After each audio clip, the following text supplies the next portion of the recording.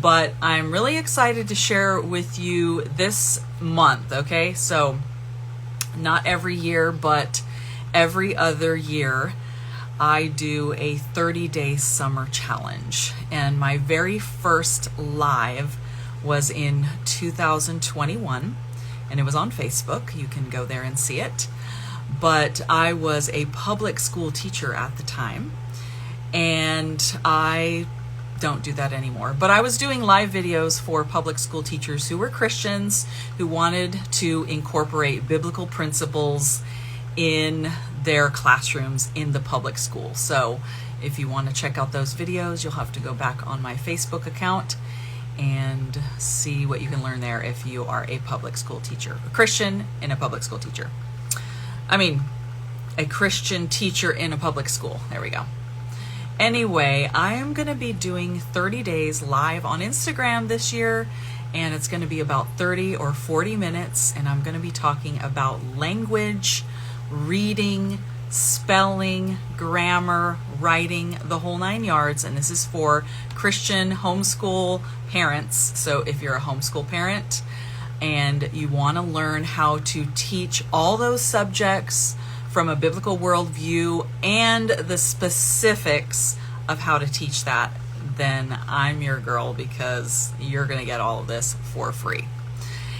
And I'm excited to see how this works out, because I've never done a live on Instagram, and I've never done a live for 30 or 40 minutes. Usually my lives on Facebook were a lot shorter. So anyway, hello, if you're with me. I see one person out there, so hello, Coileen. How are you? Oh my gosh, it's been so long. We are college buddies. Okay, so luckily this is going to be recorded. At least I guess that's how it works, so we're just going for it. Well,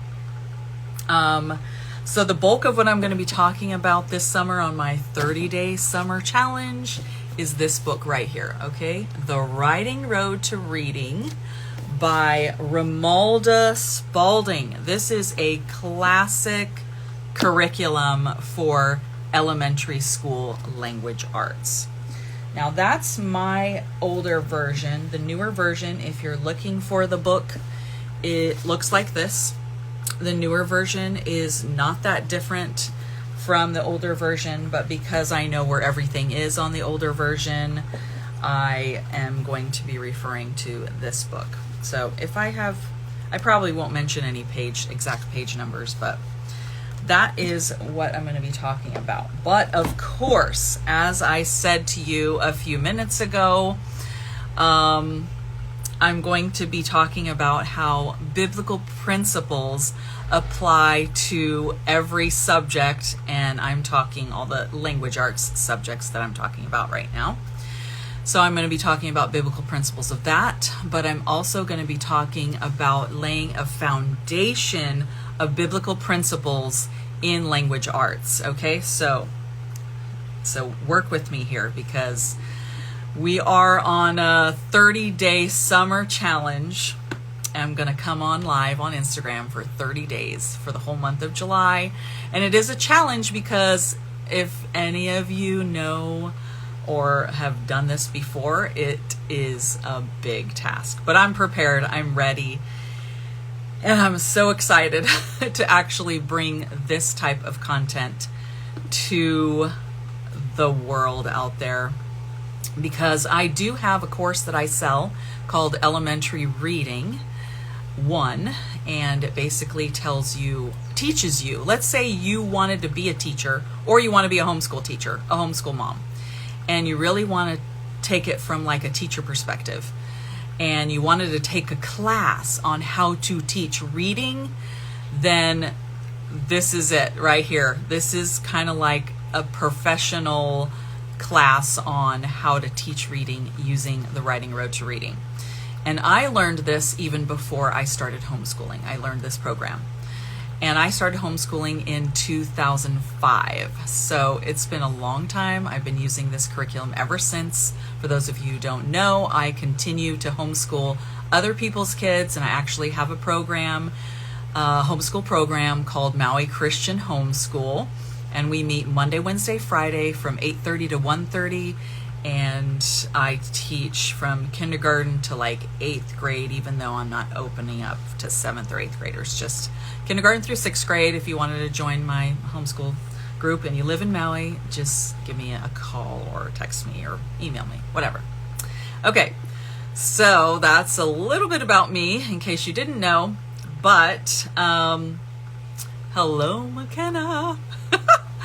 McKenna, she is a friend of my friend's daughter, and my friend who homeschools, and we grew up together, homeschooling together. So welcome to my live. Okay. Biblical foundations of language. That's what we're starting with today. So I just put this together last night, the biblical foundations of language, because I've done these worksheets that I have where I take time to actually reason through what the biblical principles are of the subject. I've done this for writing, for reading, for sentences, and for paragraphs, I think. Maybe not.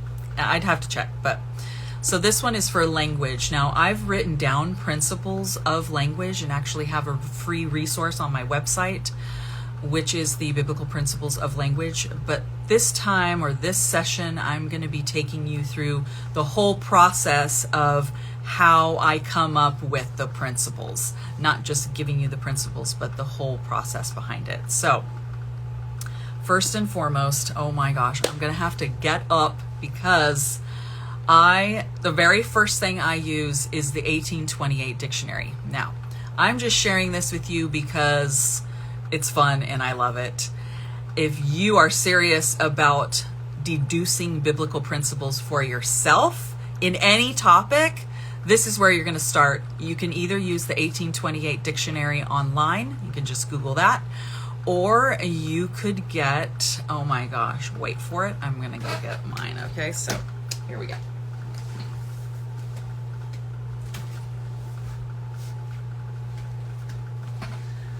So for those of you who don't know, this is a very thick book. It's very heavy. It weighs like 5 pounds probably, but it's such a great book and kids love using this book. I'm telling you, they absolutely love it.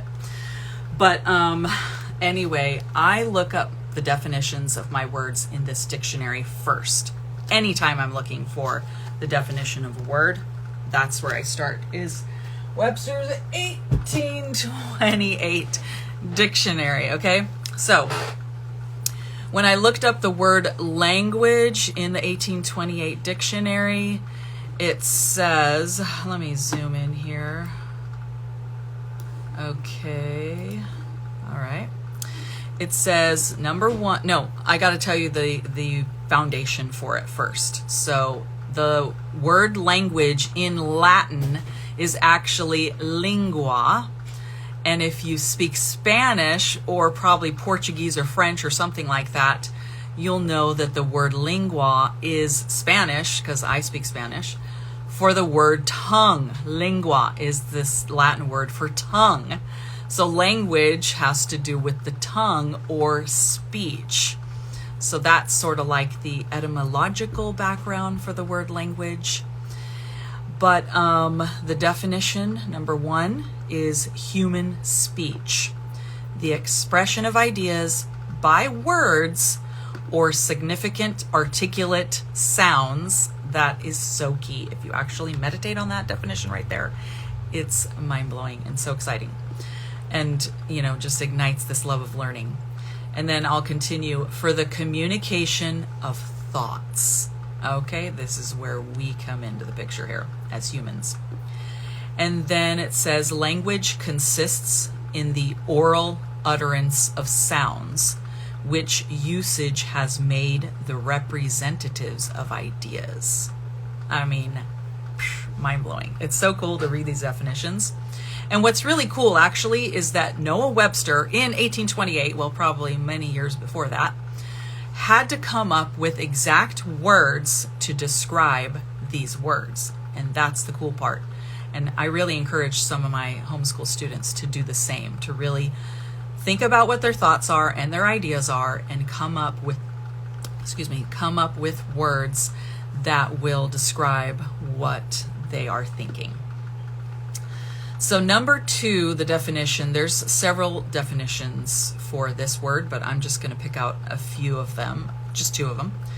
And number 2 says words duly arranged in sentences. This is so cool. I just love language. I love how we can use words to express ideas that are more than just the words themselves, right? We could read those words and be like, okay, yeah, I know that language is words arranged in sentences. I know that. But the way that Noah Webster writes this is just so beautiful. Okay, so after you look up the word in the dictionary, the 1828 dictionary, then you write your own definition in your own words. And I have kids do this too, so it's a good exercise for anybody. So my definition is language is an expression of ideas through speech sounds to communicate thoughts. And so, yeah, I love that. Then I look up definitions for other keywords inside of that definition. So the word expression, the definition for that is the act of expressing, the act of uttering, declaring, or representing. Utterance, declaration, representation. And then number 2, a phrase or mode of speech. So this definition has to do with how we declare or what utterances or sounds we use to represent the ideas that are in our head. So I love that one. It gives us a richer, fuller understanding of language. And then communication is another definition that I looked up. And the first one says the act of imparting, conferring, or delivering from one to another. And that's another depth part, a deeper part of the word language, is that it's not just words coming out of your mouth, but it's for the purpose of communicating one to another. Number 2, intercourse by words, letters, or messages. And so how the words exchange with one another, is what communication is. Interchange of thoughts or opinions by conference or other means. So those are the other definitions that kind of give the one definition a broader understanding. Okay, so then I take all of those 3 definitions and write a concise definition and things that I'm wondering about. So I put down language is the communication of ideas through human speech from one person or persons to another. It is the delivery of knowledge or opinion using words. So that's my beginning place for language. All right, so now that I understand what language is and I've furnished my mind with words to describe what language is, then I go down to the second step of researching the biblical foundations of any subject, and I look up Bible verses. So you can go to BibleGateway.com or BlueLetterBible.com and type in the word that you're looking up, and it'll populate a bunch of verses for that word.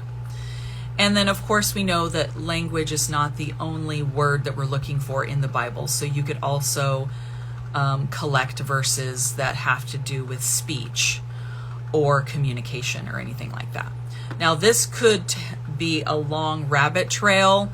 If you're actually researching these Bible verses, you could literally search for a very long time and look up a lot of verses. So the idea here is not to spend hours and hours and hours, because in the classroom, or in your homeschool setting, you don't have a lot of time for that. So you're just going to pick out some key verses from all throughout the Bible. So some in Genesis, some in the middle of the Old Testament or the end, and then some in the New Testament. So I picked, let's see, 1, 2, 3, 4, 5, 6, 7. So I picked 7 Bible verses, and I'll tell you what they are. I always start at the beginning in the book of Genesis at creation, because all of our students need to know that every subject is originated from God and from creation. Unless it's a subject that originated from the nature of God himself. That's a whole nother topic. Like next summer, maybe I'll do the biblical foundations of math. It's really cool. Okay. So Genesis 1:2, it says God spoke things into existence. So you can see that here God is using his words. He spoke. He said, "Let there be light," and there was light. So I didn't actually quote the verses. I just described the verses, okay? And then Genesis 11:1 talks about the whole world had one language and a common speech. So this was before the Tower of Babel, before God confused the languages. There was only one language. Isn't that interesting? Then we move to Genesis 11:6-7. This is a quote. It says, "The Lord said, if as one people speaking the same language, they have begun to do this, then nothing they plan to do will be impossible for them. Come, let us go down and confuse their language so they will not understand each other." So here's the first time when God decides one language is not a good idea. Let's break this party up. Then I move to Esther 8:9. It says, "These orders were written in the script of each province and the language of each people, and also to the Jews in their own script and language." So here it talks about the value of having written text in different languages to reach different people. So I love that, how that shows the communication between languages. Then Isaiah 33:19, "You will see those arrogant people no more, people whose speech is obscure, whose language is strange and incomprehensible." Okay, this is crazy, because here we could deduce the fact that there are some languages that are strange, or maybe they were strange to them, and oftentimes, of course, we think certain languages that aren't our own are strange.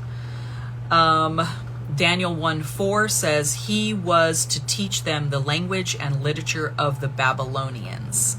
So here we have the idea that we should be learning languages of other people. And then last, Colossians 3:8 says, "But now you must also get rid yourselves of all such things as anger, rage, malice, slander, and filthy language from your lips." So this has the idea that filthy language is bad. So there's a good language, and there's a clean language and a filthy language. So I love that. Okay, so after you find the Bible verses, then you're going to make some conclusions again about all of this. And you're just gonna, it's kind of like a brainstorm, just write down any biblical ideas that you have based on your study so far. So this is what I put. I would take different thoughts from the different Bible verses and the different words used in the definitions and come up with my conclusions. So here's my conclusions. God spoke things into existence. So this is the idea that he didn't just make them with his hands or just throw them into existence. He spoke them into existence. He used language to create the world. And then I put, he is the creator of language. Obviously, that's an obvious one, but you definitely want to include that in any study you're doing. And then I put, it is derived from his nature and his character. So the whole way language works is reflective of him himself, of God himself. God instituted language to convey his ideas. So that's the whole purpose of language, is for God to communicate to us his ideas. And then I put, there was one language in the world until the Tower of Babel. That's more just kind of like an obvious fact, which is a great thing to put down in your conclusions. God confused the language for several reasons, and I just sort of outline what these reasons were or are. Number one, to limit man's ability to communicate. He didn't want everybody gathering together, talking the same language and making these big tall towers that make everybody feel like they're God, because we all know that there's only one God. And then number 2, to spread them upon the earth. So they scattered because they couldn't understand each other. So God wanted the people to spread out. And then number 3, to humble man, to say, you're not God, I am. I love that part. I just had to add that in there because I love any reference to the fact that we as humans need God.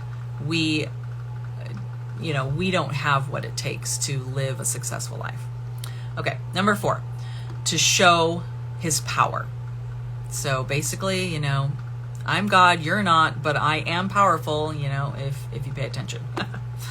Then I put, God used the Bible to communicate his ideas through the spoken word and the written word. We all know that he wrote the Bible, he inspired the Bible to be written, and we have it even today from a long time ago. God had a lot of ideas. Okay, that's an obvious fact, but that's something that you might not necessarily think about writing down, but it came to my mind, so I wrote that down. And he had a lot of stories to tell, because when you read the Bible, there's so many stories. Like, there's stories in there, you're just like, wow, I can't even believe that's in there. Then I put, he thought his ideas were worth saving and preserving for generations to come. Now, this is an important principle and thought, because we too should think that our ideas are worth saving and preserving for generations to come. That's a whole big reason why I'm on the internet now, public, because I want generations, whether they're related to me or not, to know what I stood for. And then I put, he used different languages to communicate his ideas. And if you know, or you may or may not know, that the Bible is written in Aramaic, Hebrew, and Greek. So those different languages were used to communicate God's ideas. And I also put, language is meant to be clear. All right, no ambiguity here. And I wrote that because of that verse that says in Isaiah 33:19, you will see those arrogant people no more, people whose speech is obscure, whose language is strange and incomprehensible. So that is a thing, that if your language is not clear, if it's strange or incomprehensible, that means you can't understand it. What's the point, right? So language is meant to be clear. We can't just be talking and just, not make any sense. Then the last couple sentences I have is, learning unfamiliar languages helps us to communicate to more people. And I love that part. And then language is meant to be pure, not filthy. And I love that part. So these are my conclusions. These are some of the principles that not the principles. That's the process by which I come up with the biblical foundations of language. So now, if you were to get my free resource on the biblical principles of English language arts, I talk about these principles in more of an organized way. And the first one is the origin of language. The principle is that language began in eternity with God. And I didn't bring this verse up, but this is from John 1:1. In the beginning was the Word, and the Word was with God, and the Word was God. So language began in eternity with God. The Holy Spirit, God, and Jesus were all talking, I'm sure, before the creation of the world. And then the source of language, like where does it come from? Of course, we have the Bible. So I put, God wrote the greatest book of all time called the Bible. And these are some of these are obvious facts. And, I think it warrants us writing down obvious facts. This makes us have more confidence in what we do believe, if we can write this in a sentence form. Okay, then purpose. What's the purpose of language? Well, the Bible is God's literary masterpiece. Okay, some of these words and phrases I got from a book that actually I'll have to show you. It's such a great book.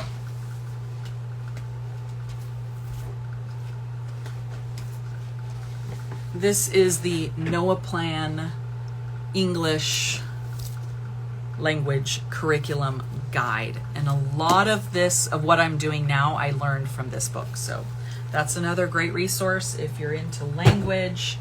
Even if you're just like a writer, I know I got a friend on here who's a writer, so there's a lot of great tips in there about this biblical foundation for language. Okay, and then the context. What's the context of language? And I put the greatest classic of the English language, because we speak English, is the Bible. The greatest classic is the Bible. So that's the context. Impact, like the impact of the Bible, is the Bible has influenced many nations and cultures and brought liberty and virtue to the world. Okay? And we know that because they spread out, and God called Abraham, he said, I'm going to bless you and you're going to bless many nations, and he spread that out. So, and then the gospel of Jesus Christ, after he died and rose from the dead and gave the Great Commission, he said, go into all the world. So we know that the Bible impacts the whole world, not just the English-speaking world. Description, if I were to describe language.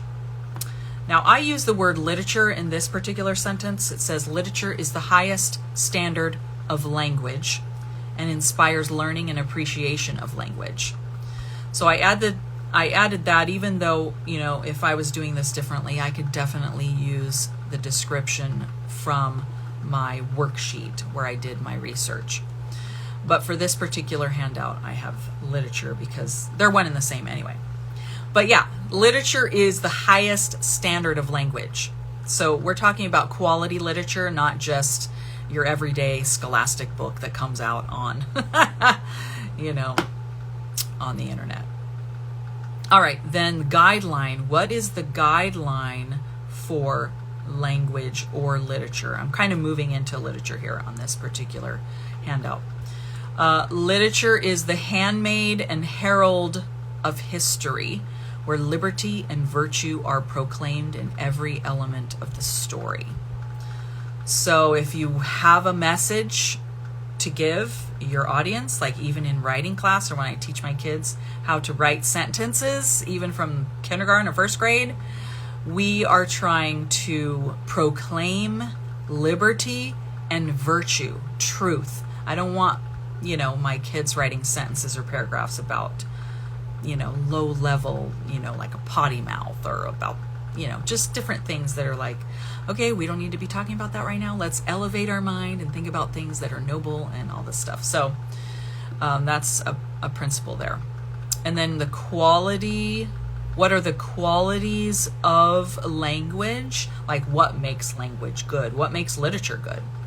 So I wrote down here, language delights our soul through its creative form. So it delights your soul. If it's a good book, it's going to delight your soul.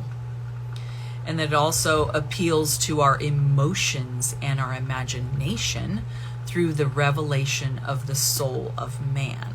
So this is where, if you're reading a good book and it actually appeals to your emotions, and it's not just your little emotions over here on your side of the world, but we're talking about the emotions of the entire world, because we all know we're all humans. We all have emotions.